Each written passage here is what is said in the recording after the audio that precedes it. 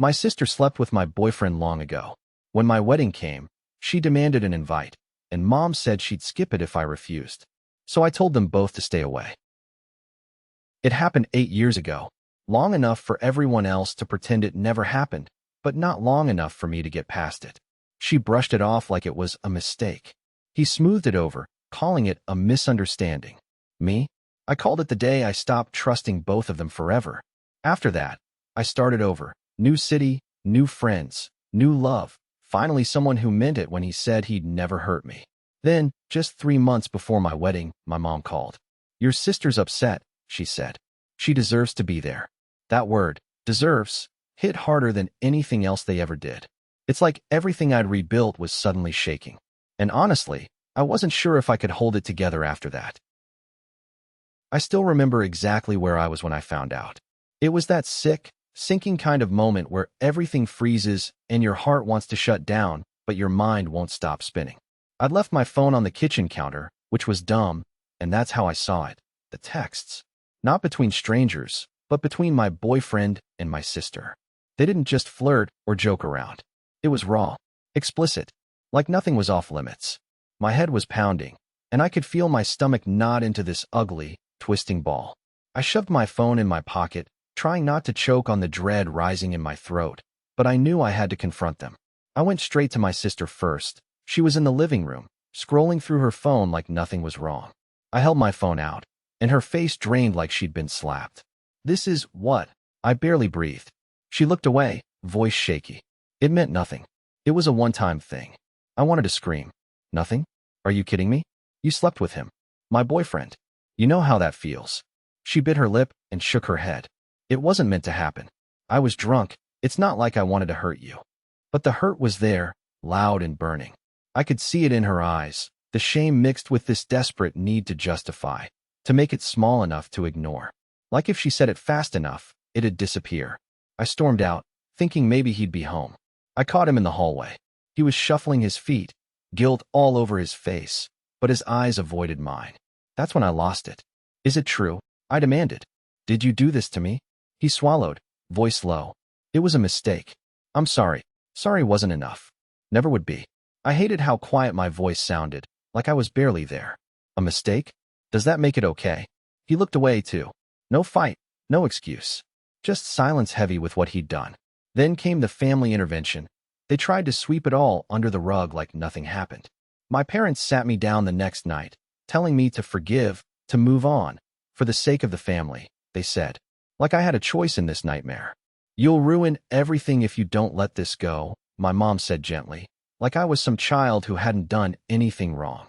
I wanted to scream back, to tell them none of it was okay and that my trust was shattered, but I stayed silent. Because honestly, I felt so isolated, like the people closest to me were choosing peace over my pain. Walking away from that conversation, I felt smaller than I ever had. Humiliated, like I was some joke no one wanted to take seriously. And underneath it all, raging, not just at them, but at myself for not seeing it sooner. Maybe I should have known. Maybe I was just too blind to the cracks. But what burned the most was the coldness that followed. The way they all acted like I was the problem, like my feelings were an inconvenience to their perfect little family story. It wasn't just a betrayal between me and them. It was a fracture that ran deep inside me, a wound that wouldn't heal. And the worst part? I thought I'd be able to bury it and forget. I thought the silence after the storm meant it was over. It wasn't. Not by a long shot. It's funny how people say time heals everything. I used to believe that. Now, I'm not so sure.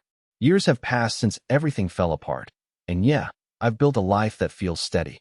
I'm engaged to someone who's nothing like the mess I left behind. We're happy, at least on the surface. And my family. We're distant, but civil enough that it doesn't feel like I'm constantly walking on eggshells. I thought distance had healed it. Turns out, distance just made them forget it ever happened. I remember the morning my fiancé and I sat on the couch, sipping coffee, going through the wedding plans. It was one of those quiet moments. No tension, no fights, just us. I was relaxed, almost giddy. For once, it felt like I could breathe without twisting my insides into knots. I told him about the guest list, trying to sound casual about not inviting certain people. I didn't want to drag old wounds back into the open. "That's smart," he said, picking up a napkin and doodling while listening. You don't owe anyone drama on your wedding day. Hearing that, I felt something shift inside me, a flicker of hope that maybe this time, things could really be different. But then the call started. My mom first, with that tight tone that didn't let me forget she still thought she was in charge. "We want to talk about the seating arrangements," she said, like I was making a mistake not inviting Uncle Mark. I reminded her gently that he hadn't been to a family event in years because of what happened, hoping she'd drop it. She didn't. "We're family," she said, voice low but steady. "Doesn't matter what's past. It's about coming together." That line hit me harder than I expected. Part of me wanted to snap back, make her see why I'd shut that door. But another part? It just sat quietly, unsure if stirring it up was worth the pain. We kept going back and forth, and the polite distance I'd worked on for years started feeling more like a paper-thin barrier ready to rip open.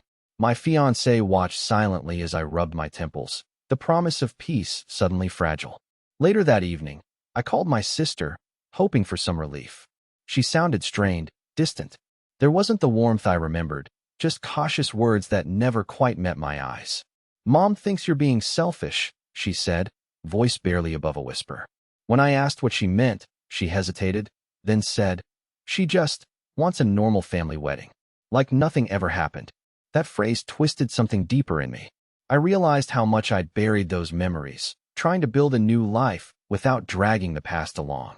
But for them, maybe if we just acted like it never happened, the past could disappear.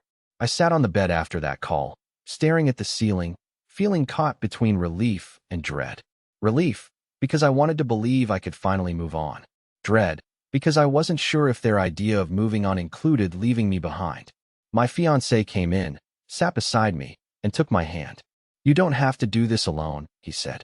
And for a moment, I thought maybe I wasn't so broken after all. But even with his support, I couldn't shake the tight knot in my chest. The peace I'd fought for felt fragile, and the thought of that fragile boundary breaking was enough to make me hold my breath. I thought we had it all figured out. I thought I was finally free. But the silence that settled between the calls, between the planning, whispered that the past wasn't ready to let go. I glanced at the phone, wondering what call would come next, and whether I was ready to answer. My phone buzzed again. I glanced at it, already half expecting who it was. Sure enough, it was Mom. I hesitated, then answered. "Hey." Her voice came through all bright and a little too calm, the way it always does when she's trying to steer the conversation where she wants it. "Hi, honey. I was just thinking, maybe you should invite your sister over this weekend. For family's sake, you know? It's been too long." I could feel the tight coil of frustration in my chest before she even finished. It always felt like a tiny trap. Like if I said no, I was the bad daughter.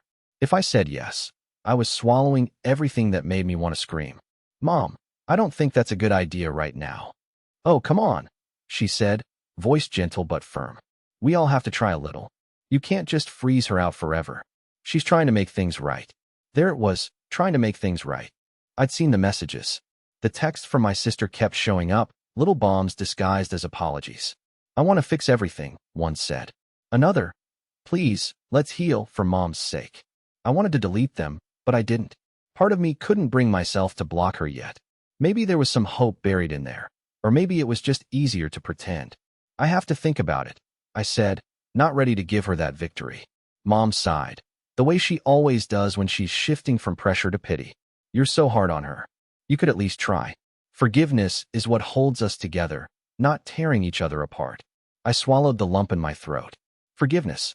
That word tasted bitter in my mouth. In my family, forgiveness was just a code for pretending nothing happened. You slapped a smile on, nodded through the whole mess, and acted like the past wasn't still spreading cracks through everything. "I don't know how to pretend anymore," I said quietly. Mom's silence on the other end was brief but loaded, like she was already dialing up her argument. When she spoke again, her voice was sweet but firm. "You're young. Sometimes family is messy, but it's family. You have to keep trying, for all of us." That last bit hit hard, and the frustration turned into this heavy guilt that settled over me like a fog. How could I say no when the whole family was counting on me to be the glue? The sister who'd shattered our fragile peace was suddenly this person we had to welcome back, no questions asked. It felt wrong, but the weight of their expectations made me question myself.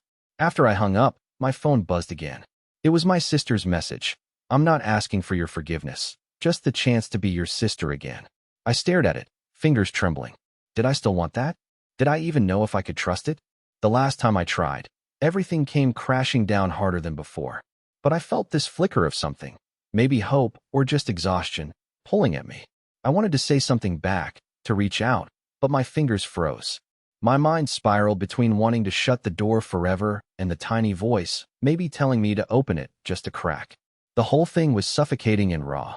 The guilt tugging at me wasn't just theirs anymore. It was mine, too. To want family but to fear it at the same time. I thought, maybe this is what they meant by making things right. Somehow pretending would help. But deep down, I knew forgiveness wasn't going to come that easy, and neither was peace. I looked at the message again, then the empty screen below. I thought it was over. But the silence that followed said otherwise. I finally told him everything that night. Not just bits or parts I'd rehearsed in my head, but the whole twisted mess. How my family had been lying. How they tried to gaslight me. How they'd turned my own doubts against me until I felt like I had no idea what was real anymore. I remember sitting on the couch, the light dim, my voice shaking as I spilled everything. I was so exhausted, scared they'd make me look insane again. And he just listened. No judgment, no interruptions. Just quiet, steady attention. When I finished, I braced myself for some kind of cold response. Someone telling me I was overreacting or that maybe I was making things worse than they were. But he said something I didn't expect. I'm so sorry you went through that. Nobody should ever treat you like that. The relief in that moment hit me harder than any argument ever could. Like I'd been holding my breath for years without knowing it. And suddenly I could breathe again. He didn't just take my side. He made me believe I still had one. For the first time in a long time, I felt like I wasn't alone in this. He pulled me into a hug and just held me there. I could feel his heartbeat steady under my cheek, his arms firm yet gentle. I wanted to cry, but I didn't have the energy. Instead, I just leaned into him and let that small bit of warmth settle over me. When I finally looked up, he was watching me with this mix of love and determination that I hadn't seen before, not in anyone else who was supposed to care. He said, "Whatever they're trying to do, it stops now. No more lies. No more poison around you or me." Hearing that, I realized how much I'd been craving someone to fight for me. Not just with words, but with action. And here he was, offering that without hesitation. For a moment, I let myself believe that maybe I deserved that kind of support. I told him about the wedding, that the whole thing was still so tangled up in all that family drama, and how afraid I was that it would taint what should be one of the happiest days of my life. His response was simple but fierce. If anyone brings that toxicity to our day, they won't be part of it. We set the boundaries. I'm not letting that ruin what we're building. I felt some small, stubborn spark of hope. For all the chaos, maybe this was the chance to take back control. To not just survive the mess, but to actually protect myself from it in a way I never had before. I hadn't realized how much I needed that. Not just someone to believe me, but someone willing to stand in front of me and say, "You are worth peace." It wasn't false comfort or empty words. It felt real, like a shield I could finally hold up. He kept holding my hand after that, like that simple contact was anchoring me in the truth, which was terrifying and also freeing. But relief doesn't erase everything or all at once. As I went to bed that night, his words kept spinning in my head. Asterisk, no more poison. We set the boundaries. Asterisk, those lines meant choices I hadn't even begun to face yet. And just as I was starting to believe maybe we could do it, that I could finally put that nightmare behind me, I got a message from my sister. Just 4 words. "We need to talk." I stared at the screen, heart tightening again. Maybe the fight wasn't over. Not yet. She showed up without warning. I was sitting on the couch, the kind of quiet afternoon where everything feels suspended, when I heard the knock at the door that wasn't supposed to come anymore.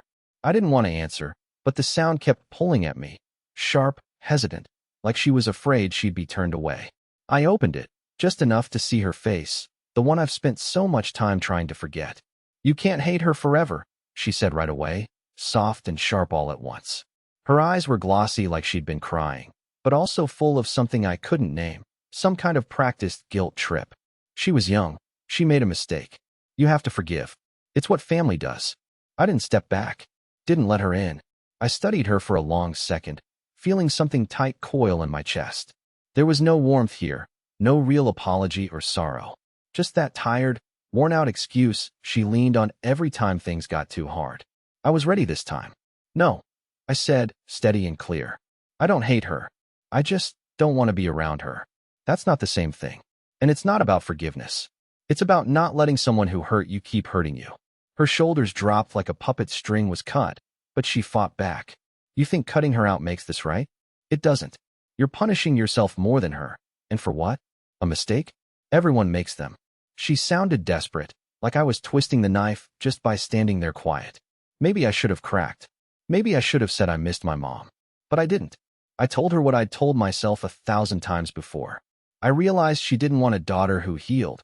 She wanted one who obeyed. That shut her up. The silence between us stretched so long I could hear my own heartbeat. I didn't look away. I kept my face calm. Even though a part of me ached with the weight of all the years I'd carried inside, the moments where I wanted nothing more than to feel safe with her again. She looked so small then, standing there with that fading hope in her eyes. For a split second, I thought about how easy it would have been to just nod, to let this be a reset button. But it wouldn't have been honest. It wouldn't have been me. She sighed, almost like giving up, and said, I just wish things could be different. I finally stepped back, closing the door gently but firmly. So do I. The heavy quiet that settled after wasn't crushing. It was steady. There was peace in knowing that this, standing my ground, was the only way I could start to heal.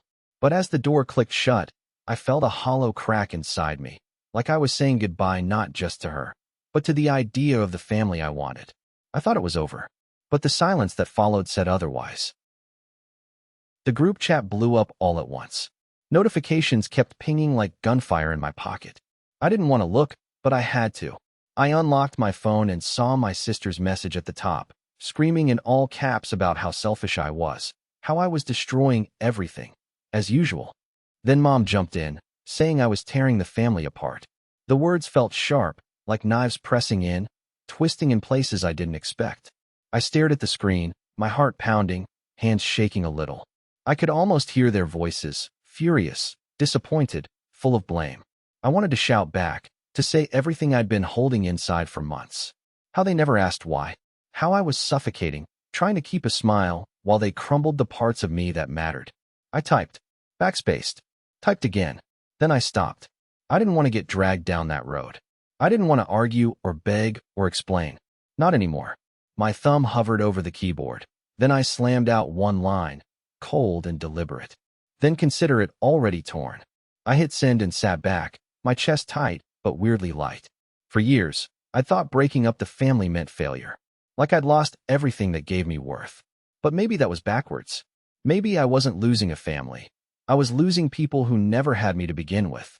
The silence after sent was almost a relief. No immediate replies. No gaslighting or accusations. Just stillness. I felt a strange clarity settle in, like I'd finally drawn a line in the dirt. They could scream, accuse, or ignore. But I was done bending myself into someone they wanted. My sister's words stung harder than I expected. Calling me selfish like that, it was like being accused of something I hated myself for. But I realized that anger was theirs, cast at me because they couldn't handle the changes. Maybe I was selfish, for choosing me, for saying no to their madness. But what choice did I have?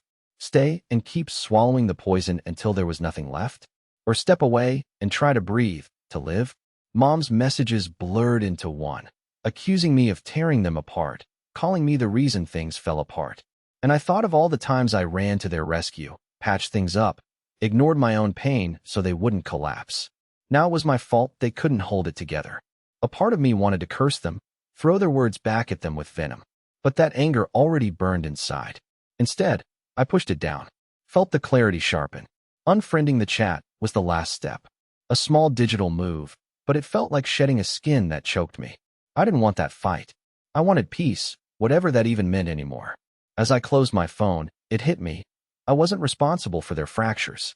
Their silence, their blame, none of it was on me. I was reclaiming pieces of myself I'd lost trying to keep them whole. I didn't know what came next, whether they'd reach out, apologize, or vanish. But for the first time in a long while, I wasn't scared. Just angry. Just sure. Maybe someday I'd miss them. But right now, I just felt relief, like I'd finally stopped bleeding from wounds they never helped heal. I looked out the window, The night quiet around me, and for once, I wasn't running. The family was broken. Maybe forever, but I was still here, and that was something. The morning was quiet in a way I'd never thought it could be on a wedding day. No frantic calls, no last-minute messes, just this calm settling over me like a soft blanket. I woke up in a room where every single person wasn't just there out of obligation. They were there because they wanted to be. My bridesmaids were laughing softly in the next room, and I could hear my fiancé's mom humming while she arranged flowers. None of the chaos I'd expected, none of the scrambling. Just peace. I looked in the mirror and didn't recognize the reflection at first. Not because I was in my dress or had my hair done perfectly. It was something else. Something lighter, almost shy. I wasn't carrying the weight I'd been dragging around for years. The nerves were there, sure, but they weren't tied up with that old, familiar fear. They felt like hope instead. Standing there, in the white dress that fit me like it was made for this exact moment, I realized how far I'd come. I thought about all the nights I spent convincing myself I'd never get here, that I didn't deserve to be happy like this. But now, with everyone around me, people who chose me, I felt like I could finally breathe. When I walked outside, the sun was just soft enough to warm my skin without burning it. I saw my fiancé waiting at the end of the aisle, his face steady but gentle.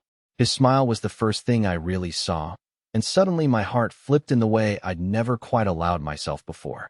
Like maybe this chance wasn't a fluke. We stood together, hand in hand, and in that moment, I wasn't the girl who'd been afraid to believe. I wasn't the scared wreck who'd second-guessed every word of love spoken to her. I was just me, whole, messy, and somehow enough. I caught my friend's eyes in the crowd, the one who'd stood by me through everything, and I saw her smiling with a kind of quiet pride I didn't expect. She knew. She knew what this meant, not just the day, but the fight to get here. I felt tears prick under my lids, but I blinked them back. This wasn't sadness. It was something softer, like healing stretching out its hands. The vows came, and they weren't perfect or polished. They were raw, real. My voice cracked when I spoke about the past, and for a second I wanted to stop. But he squeezed my hand, steady and warm, and I pushed through. I told him about the darkness I'd carried and how choosing him was my way of choosing light. It wasn't the wedding I'd imagined. No sweeping romance or fairy tale grandeur. It was better. It was mine. As we walked back down the aisle, the sunlight caught the rings on our fingers, and I caught the way everyone's eyes lingered, not just on us, but on the space we'd created between us, where all the pain had lived before. I think they saw it too. The cracks that had sealed over, the wounds starting to knit. The silent promise that this time, we'd hold on to this piece together. I wanted to tell myself I could relax now, that the worst was behind me. But as the music played and the crowd began to fade into laughter and chatter, a small knot of something else, a hesitation, tightened in my chest. Like the quiet before a storm I wasn't ready for. I thought I was done fighting. But for the first time in a long time, I wasn't so sure. The day after the wedding, my phone just wouldn't stop buzzing. I wasn't expecting anything from her, not really. But when I finally looked, there were 3 messages from different friends, all screenshots of the same thing, her post. She had written this whole thing online, acting like she'd been left out on purpose, like she was some victim of the wedding who wasn't invited. The post had this fake, desperate tone that was almost painful to read. She talked about feeling invisible, how family had turned their backs on her, how she was standing alone while everyone else was celebrating. None of it was true, not a word. The only problem was that none of it was even close to the reality of what happened. She wasn't there, and she hadn't been invited. But suddenly, she was playing the martyr, and her page was flooded with sympathetic comments. People I hadn't even talked to in years were hitting me up, asking, was she really not invited? Or why didn't you want her there? I just stared at it all, hands limp, feeling this strange mix of disbelief and irritation. Honestly, I didn't even want to reply. I didn't respond to a single one. It felt like engaging was exactly what she wanted, attention in any form. So I stayed silent. I told myself not to give her that satisfaction. She finally got attention, just not from me. I watched from a distance as she kept posting subtle digs, like vague comments about family betrayal, tags that were clearly aimed at me or my circle, even reposting old photos from when we were kids, trying to make it seem like everything had been perfect before some unseen calamity tore us apart. But I didn't bite. I didn't comment or give any kind of acknowledgement. It was exhausting just seeing it, but I figured silence was easier. I caught myself more than once wanting to type out something sharp, to call her out and expose how ridiculous it all looked. But that wasn't me anymore. I'm not the kid who would stoop to drama just to make a point. And honestly, part of me was beyond caring now. It's like all the years of hurt and chaos just made me numb to her stunts. She could do what she wanted online. It wasn't going to change the past or what really happened. What annoyed me the most wasn't the post itself, but how people seemed to buy it. Like suddenly she was this poor, mistreated soul. Some friends who I trusted sent me even more screenshots. I knew what was true. If anything, it made me feel a bitter kind of victory, like I had the real story while she spun her lies. Still, I wanted nothing to do with proving it to anybody. There was no prize in debating some social media circus. More than anything, the whole thing made me realize how little power she actually had over me now. I used to get dragged into every one of her chaos storms. But this time, I stood firm, unmoved. Not because I don't feel something. Part of me still aches for the sister I lost. But because valuing myself meant refusing to fuel her fire. I remember sitting on the couch, phone in my hand, watching the comments fly under her posts. The small buzz of the screen, the way her name kept popping up, it could have twisted me up inside.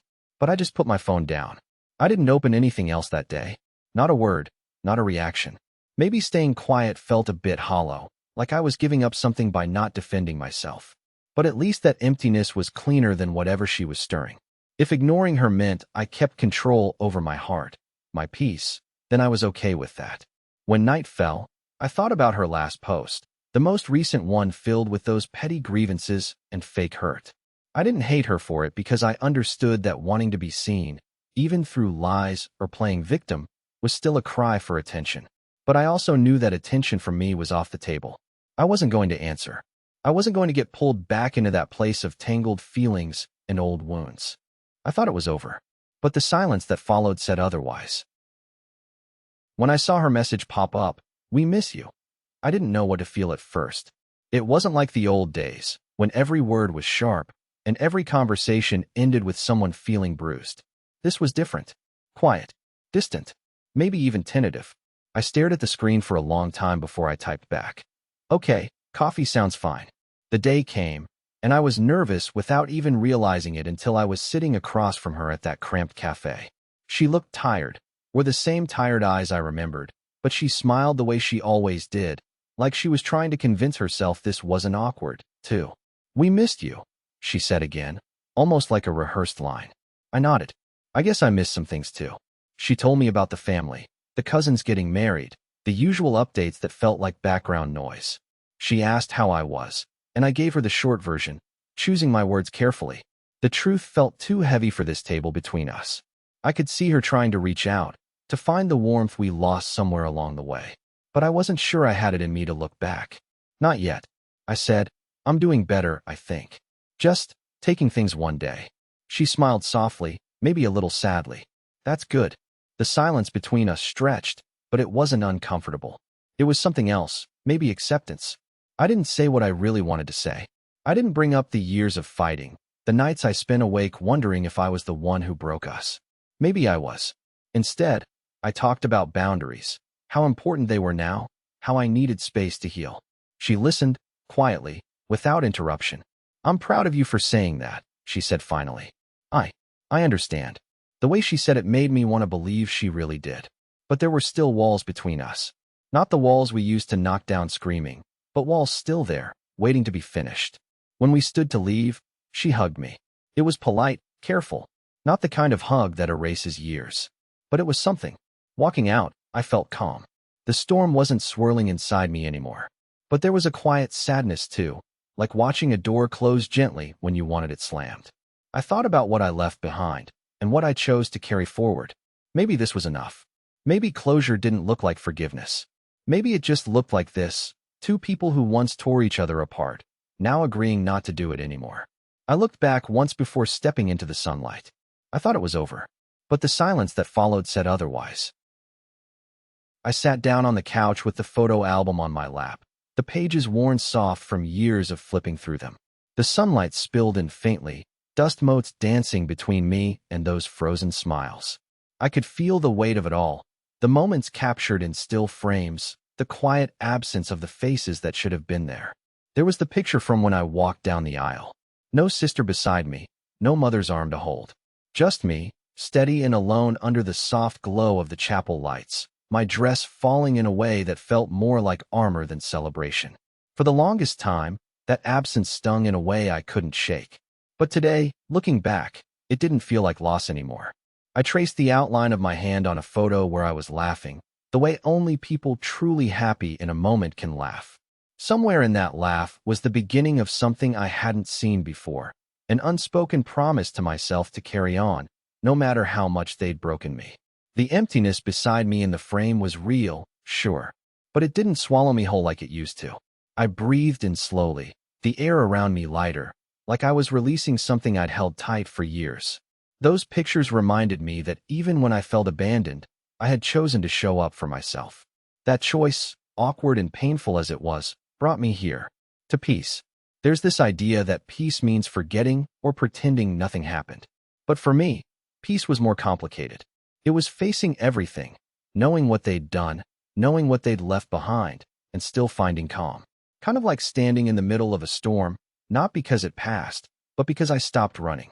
Flipping the page, I caught a glimpse of a candid photo from the reception. Me and my husband, looking at each other like the world didn't exist for those seconds. No one else mattered. No shadows. I remember how much I hated not having my family there, but there, in that smile, was proof I still knew love. Not the kind they offered, but real love. Honest and whole. I closed the album softly, the silence heavy but not suffocating. For the first time, I wasn't clutching at what was missing. I saw that what remained was enough. More than enough. They taught me what betrayal feels like. The cold, sharp edges of being left out and cast aside. But I taught myself something harder, what peace costs. And it was worth every cent. I held the album closer, like a shield and a badge all in one. Gratitude for what I survived settled in my chest alongside a quiet strength I didn't know I had. Strength that didn't roar or fight. It just was. Looking around the room, I realized I didn't need their approval. Didn't need their presence. I needed myself, fully, without apology. I stood up, balanced the album in my hands, and felt the soft swell of an ending that wasn't really an end. It was a beginning I almost didn't believe I could reach. I thought I was alone in this. But the peace said otherwise.